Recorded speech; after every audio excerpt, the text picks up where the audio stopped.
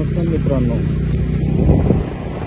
एका नवीन सकाळ सोमवारची नवीन सकाळमध्ये तुमचं एकदम सहर्ष स्वागत आहे मित्रांनो. मी आता नागावमध्ये आहे. नागावमध्ये चाललेलो आहे. मी एकदम माझा एक बेस्ट चांगला फ्रेंड आहे केदार आणि मंदार, त्याच्या घरी चाललेलो आहे. त्याचं घर हे खूप जुनं आहे, 100-150 वर्षापूर्वीचं घर आहे.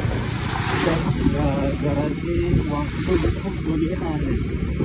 ते मी तुम्हाला दाखवणार आहे. व्हिडिओ मार्फत तुम्हाला कळणार आहे की कसं त्या घराची रचना केलेली आहे. 100-150 वर्षापूर्वी पूर्ण नॅचरल घर आहे लाकडांचं. आणि आजूबाजूला जे निसर्गरम्य वातावरण आहे ते मी तुम्हाला दाखवणार आहे. आणि आता पाऊस पडत आहे. सकाळचे 7 वाजलेले आहेत आणि आता पाऊस पडत आहे नागावमध्ये. खूप चांगलं वातावरण आहे. तर आता आपण जाऊया आता माझ्या मित्राच्या घरी.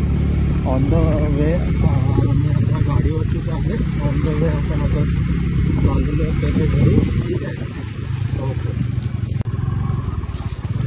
मित्रांनो. आता आपण पोचलेलो आहोत आपल्या मंडळाच्या घरी. मंदार आणि केदारच्या घरी. त्याची घराकडे जायचे रस्त्याची वाट आहे आणि आपण बरोबर त्याच्या घराच्या समोर पोचलेलो आहोत. ठीक आहे. आणि हे बघा, हे खूप जुनं घर आहे. खूपच जुनं घर आहे. आणि आजूबाजूचा परिसर बघा कसा आहे तो. एकदम छान परिसर. आणि हे बदामाचं झाड आहे. बदामाचं झाड बघा किती फुललेलं आहे पावसामध्ये. आणि त्याचे फांद्या किती वरती आलेल्या आहेत. आणि ते केदारची बैलगाडी आहे.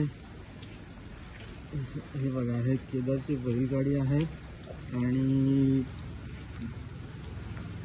इथे गायी आहेत. आणि हा चारा कट करायची मशीन आहे. आणि हा केदार दादा आहे जो पहाटे, आज आता 7 वाजले आहेत आणि पहाटेच्या वेळी आपल्या गायींना आता तो चारा घालणार आहे. गोठा आहे त्याचा. त्या गोठ्यामध्ये गायी आणि वासरू पण आहे. बघा, वासरू इथे दूध पित आहे. आणि व्यवस्थित असं गोठ्याची रचना केलेली आहे. आणि हे त्याचं जुनं घर आहे. बघा, समोर पाया पण आहे. आणि म्हणजे गावातलं जसं एकदम टिपिकल एकदम जुनं असं घर आहे त्याचं. जुन्या पद्धतीचं घर खूप कमी बघायला मिळतं.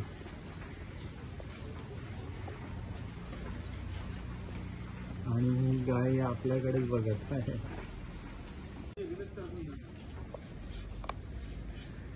बघा, मस्त पेरूचं झाड आहे. आणि पेरूच्या झाडाला पेरू पण आलेले आहेत. आणि हे झाड पण भरलेलं आहे. आणि त्याच्या खाली पाण्याची टाकी आहे बघा.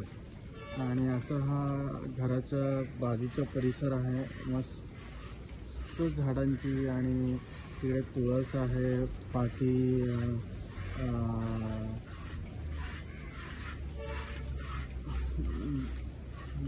बाकीची पण झाडं आहेत. आणि मी तुम्हाला आता बहुतेक सोनकळा दाखवणार आहे. मला तिथे दिसलेला सोनकळा. आणि तो बघा, दिसत असेल तर बघा, सोनकळा आहे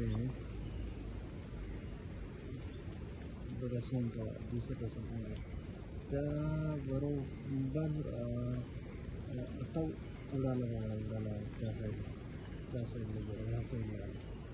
ह्या साईडला बघा. खूप रेअर असतं की सोनकळा दिसणार. बघा, आता उडाला खूप रेअर असतं. आणि इथे फणसाचं झाड आहे. आणि त्याचं पण फणस आलेले आहेत. नारळाचं झाड आहे. घराची बाजूची आपली छोटी बाग आहे ती आपण बोलू शकतो. पानाचं आहे झाड. इथे आळूवड्या आपण जे करतो त्याची झाडं आहेत.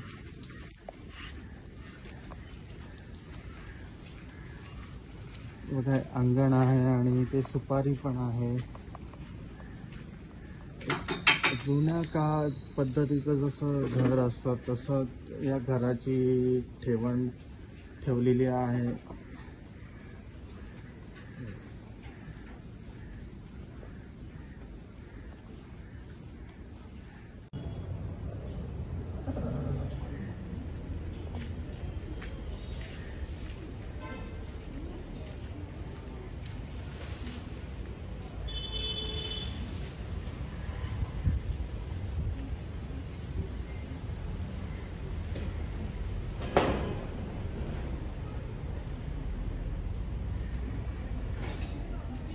मित्रांनो, तुम्हाला वानर दिसत असेल, बघा तुम्ही वानर दिसत असेल.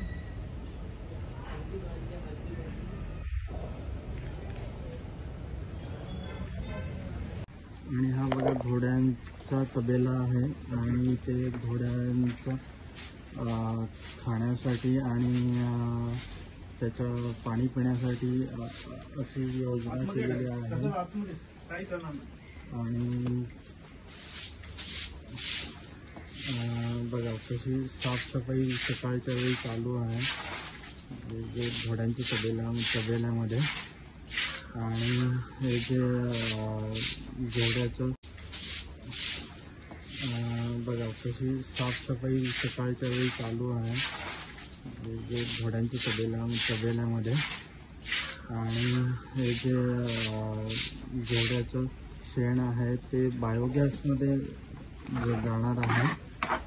आणि व्यवस्थित असं खूप कमी बघायला भेटतं की घोड्यांचा तबेला किंवा गायींचा गोठा अशा प्रकारे सर्व व्यवस्था केलेली आहे. बघा तशी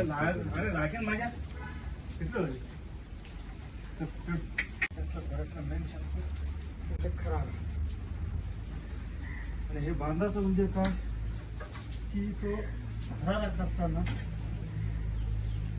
इकडे तिकडे धाव नाही म्हणून नाही, तण लागलं तर पटकन तो चावतो. अच्छा म्हणजे आपण आपल्या सेफ्टीसाठी करत असतो. अच्छा.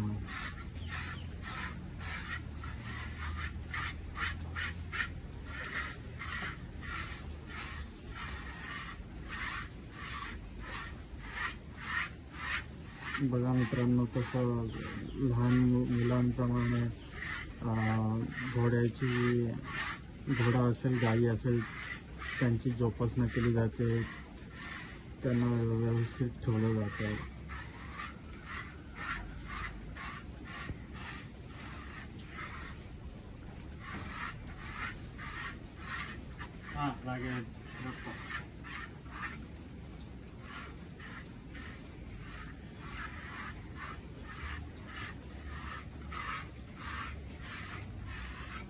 अंदर झोपलाय का पुढे? देवाची पूजा. अच्छा अच्छा.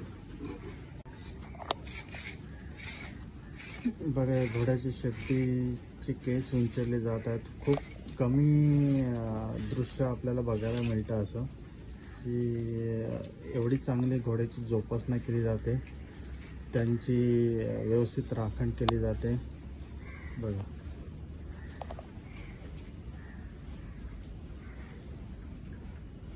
म्हणजे घरातला कुटुंब म्हणून सदस्य म्हणून त्याची जोपासना केली जाते. बघा केदारचा घोडा हा आता बाहेर आलेला आहे आणि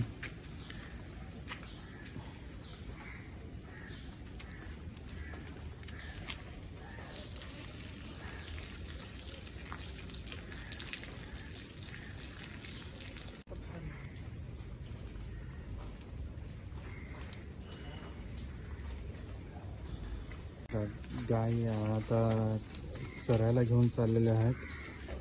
आणि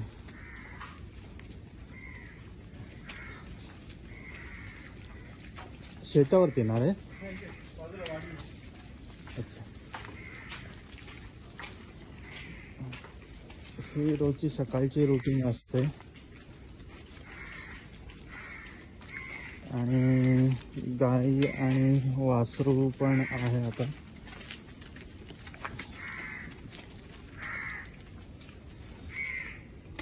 ही बघा दुसरी गाय चरण्यासाठी घेऊन जातात.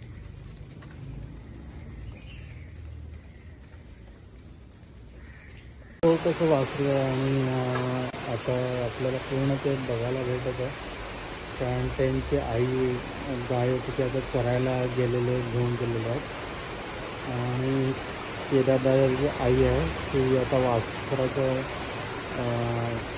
जे काही असेल त्याला ती साफ करणार आणि व्यवस्थित हे करणार आहे. तसं वासरू व्यवस्थित उभं आहे आणि आपल्याकडेच बघत आहेत. चला मित्रांनो, आता आपण गोठ्याच्या बाजूने चाललो आहे बायोगॅसचा एक प्लांट बघायला. आणि वासरू कसा ओरडतो, आईसाठी ओरडतो ते बघा. हा बायोगॅसचा प्लांट आहे आणि सॅलरीतनं घरात हा बोल केलं ह्याच्यातून शेण कोळलं जातं आणि ह्याच्यातून बाहेर आणि तिकडे सॅलरी बाहेर येते. बघा कसं आहे. पाऊस आहे ना, पाऊस आहे त्यामुळे थोडंसं आपल्याला बघा. तिकडे जाऊ नकोस रे राजा.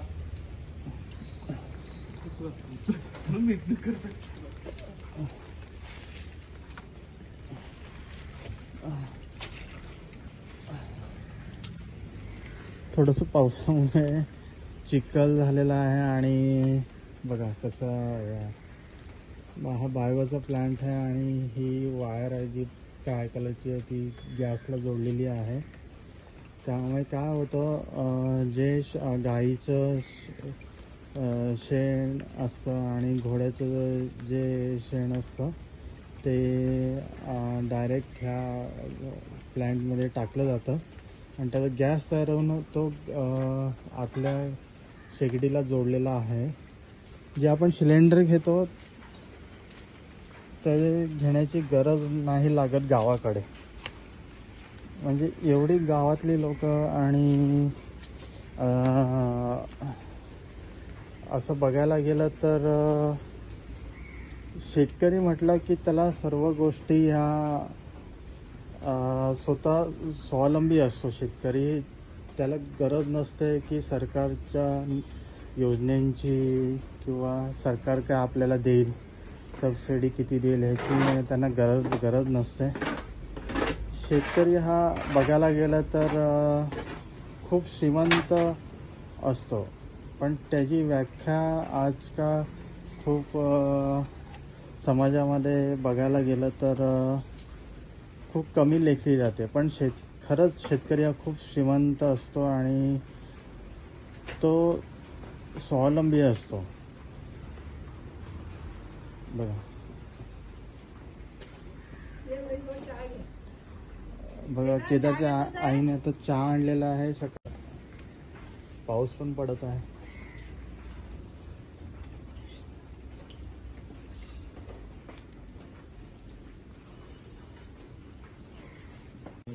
कबुतरांचं पिंजरा आहे छोटा. बघा कसं कबुतरांचं पिंजरा आहे.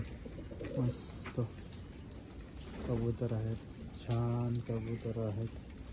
त्यांच्यासाठी पाणी ठेवलेलं आहे आणि ते राहण्यासाठी पण केलेलं आहे. असं आहे. कबूतर तुम्हाला दिसत असतील. गावाकडच्या घरामध्ये गाई असतात, घोडे असतात, म्हशी असतात, पाळीव प्राणी असतात आणि हे कबूतर पण आपण बघतो. कसं हे बघा प्रत्येक कलरची कबूतर कशी उठतात. ही बघा कशी उठतात, फोड देतात कबूतर.